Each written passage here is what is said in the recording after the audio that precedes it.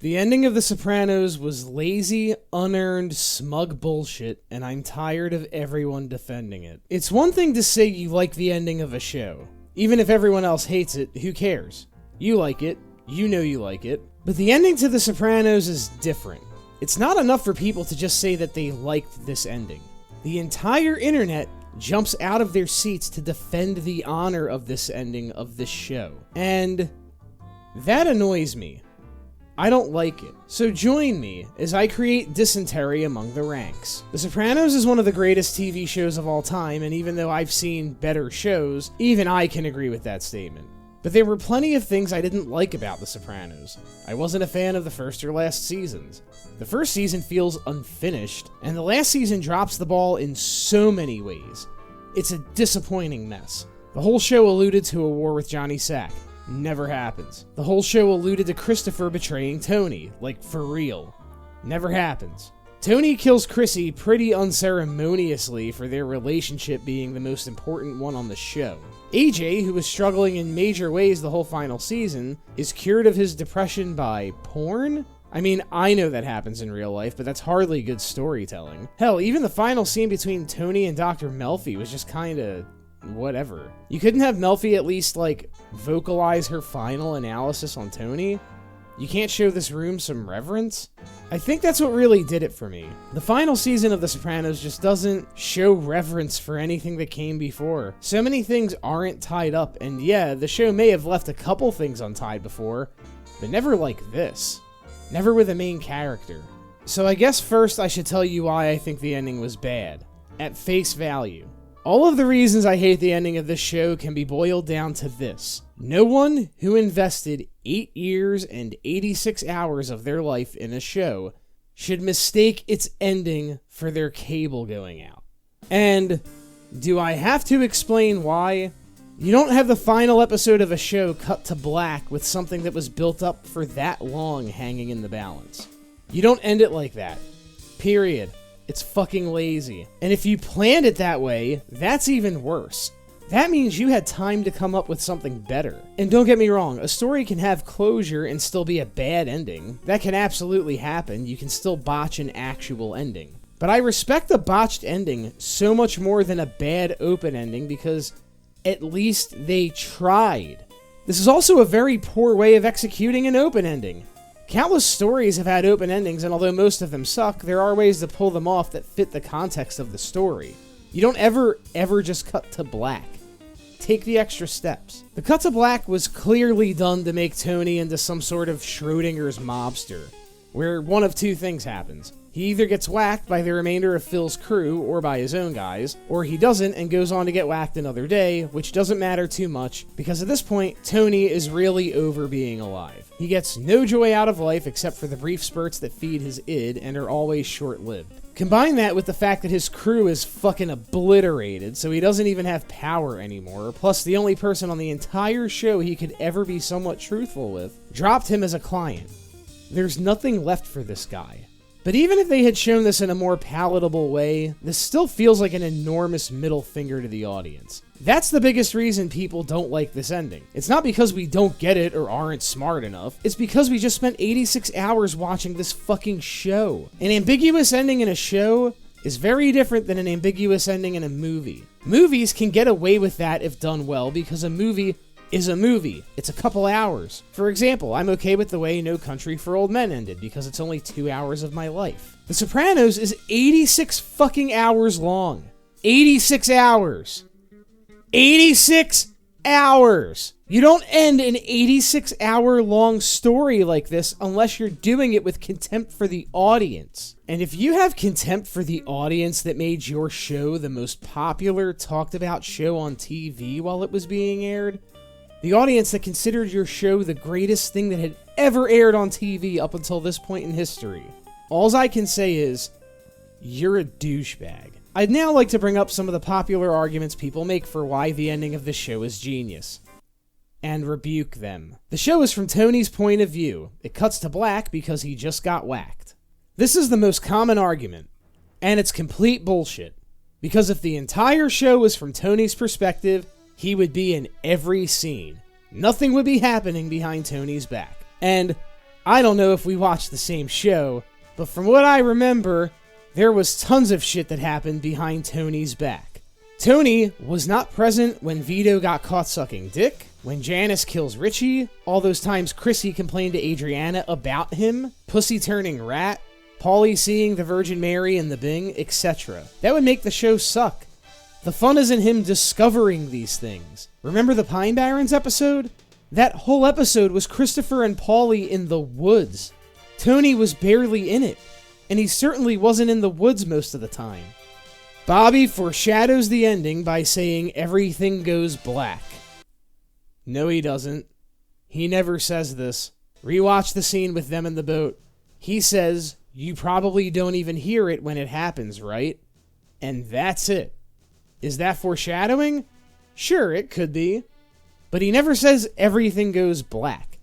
And that honestly would have been too much. I mean, if he said that, you might as well have him wink at the camera at that point. The ending makes sense in the context of the show. Alright, well, this one is extremely subjective, but let me give it a shot anyway. There's no other part of the show that just cuts to black with a major unanswered question looming. Even that one episode where that real bad thing happens to Dr. Melfi, she still answers Tony's question before the episode ends. Nothing like this happens at any point on the rest of the show. In the context of the show, this is still completely unearned. So that is why I think the ending of The Sopranos is objectively bad. But the weirdest thing about it is that people online defend this ending into the fucking ground. Reddit is the only place where you can actually find threads explaining why people think this ending was bad. And that shouldn't count because Reddit exists for unpopular opinions. The whole point of the site is for people to scream into the fucking void. But try searching The Sopranos ending sucked on YouTube, and look at how deep you have to dig to find a negative review. Instead, what you'll find is a lot of videos praising it, and even more videos explaining it. Like, look at this. This isn't what I typed. I want a negative review. Is there not one? At all? One of the most watched shows in history. And there's not one other review on YouTube shitting on the ending? Let's talk about the ones praising it first. I'd like to start by saying that I'm not the opinion police. You are allowed to like the ending of The Sopranos, you're allowed to like that it's ambiguous, maybe you even like Don't Stop Believing and aren't fucking sick of hearing it, but the buzzwords these videos and other reviews use are words like genius, masterpiece, masterstroke, etc. And aren't those words a little strong? Even if you like this ending, isn't the word genius a little strong to describe it? The ending of Cowboy Bebop was genius. The ending of Citizen Kane was genius. Or the ending of Seven, that was genius. That's one of my favorite endings. Pay attention because I will be bringing up Seven again very soon.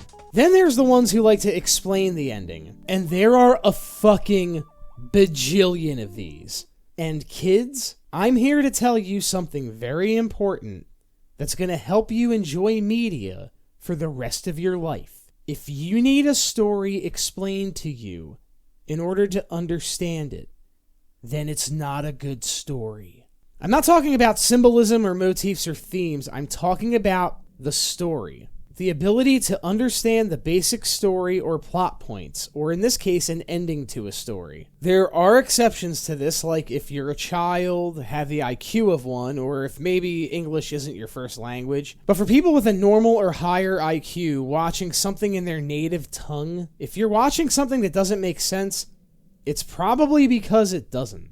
If a piece of entertainment can't convey what's happening in the piece itself, if someone has to explain it to you afterward, then it did not deliver its story properly. What you watched is wrong, not your brain. Have some confidence in your taste. And the first line of defense fans of this ending will use is that you didn't get it. Like you're the idiot for thinking it was shitty to end a 6-season show that spanned 8 years this way. There's an article on The Guardian's website titled, "Hate the Sopranos Finale?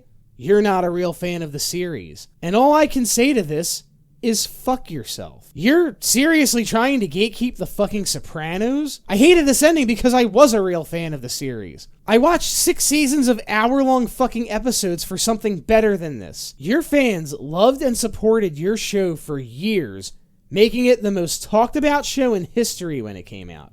And for that, you gave us this. Your fans turned your show into legend, and in return, you treated us like assholes.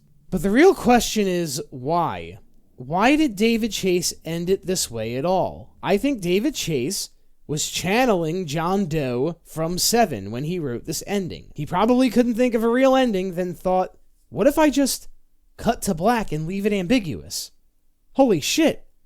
And what I've done is going to be puzzled over and studied and followed forever. David Chase did this to you on purpose, and not on purpose, like in a way that's earned through good writing, like those other things I mentioned, but like insidiously on purpose. I can't be the only person who felt like David Chase held contempt for his viewing audience by making this ending. For the people that actually enjoyed this ending, does nothing about this feel smug to you at all? That's actually the best word I can use to describe the show's ending. Smug. It's so fucking smug. And viewers fell for it.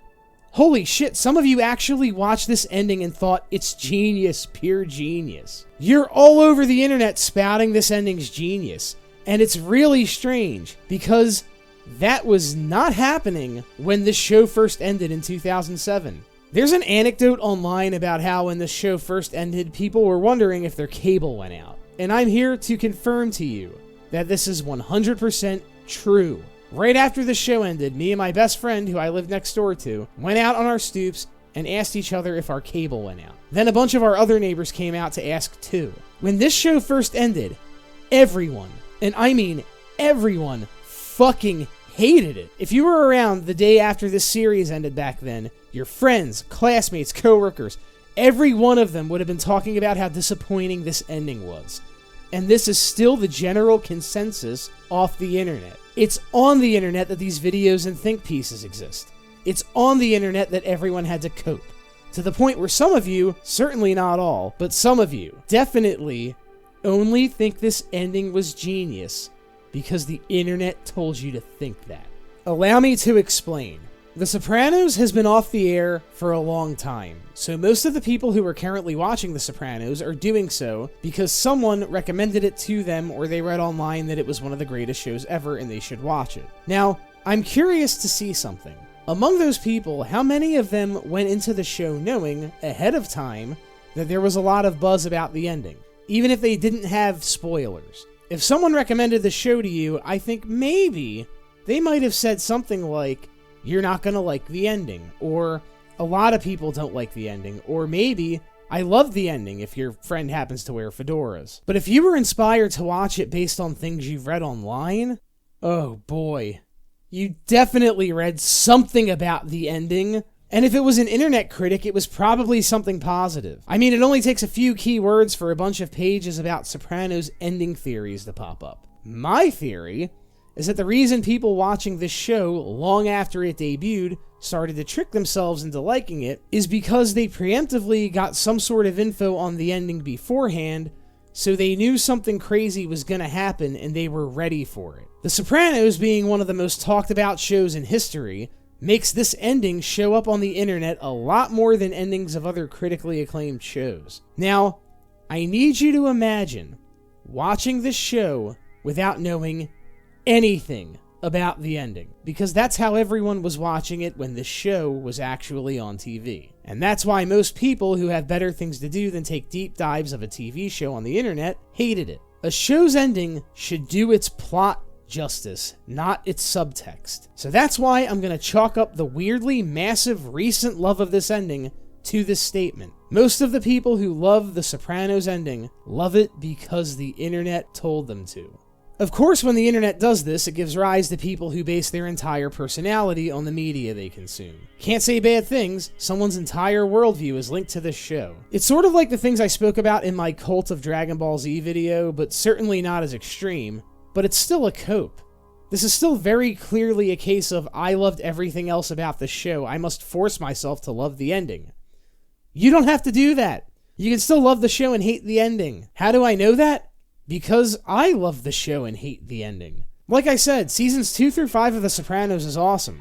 Seasons 1 and 6 and the way it ended will always keep it from being my favorite show of all time, but it's up there. It had good things going for it, and it botched some of them. There's nothing wrong with leaving it right there. You don't have to defend the ending to me, because when you do that enough, it sounds like you're defending the ending to yourself. Which I'm convinced you are. If you don't believe me, read or watch some of the things I'm talking about. The ending of The Sopranos was David Chase being lazy and trying to spin that laziness into something deep. It didn't work on me. And I'm sorry if it worked on you.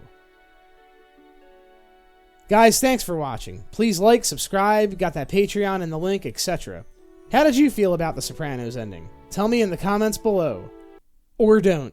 I don't give a shit this time. Most of you are probably going to comment a counterpoint that I actually address in the video, or type a rebuttal that's fucking indecipherable. Or just the word cope.